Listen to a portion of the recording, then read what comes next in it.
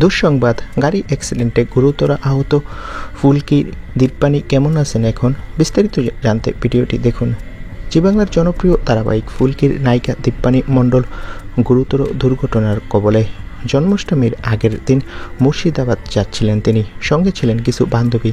জানা গেছে চালক ঘুমিয়ে পড়ায় তাদের গাড়ি সজোরে ধাক্কা মারে একটি মিনি ট্রাকে। দীপানির মাথায় গুরুতর আঘাত লেগেছে।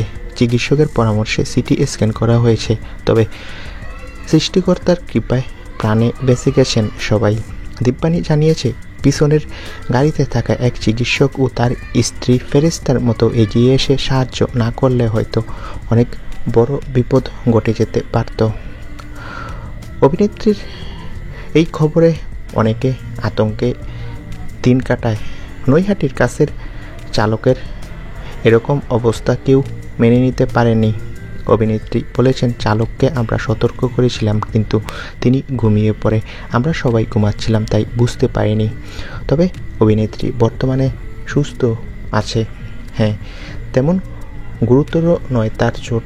অভিনেত্রী জন্মদিনের কেক কেটেছে আর বলেছে, সবাই আমার জন্য দোয়া করো, আমি ভালো রয়েছি। সৃষ্টিকর্তার কৃপায় এখন আমি পুরোপুরি ফিট। তো বন্ধুরা, তোমরা কেউ দুশ্চিন্তা করো না ফুলকির জন্য। তোমাদের কার কার ফুলকির অভিনয় ভালো লাগে কমেন্ট করে জানাও। ধন্যবাদ।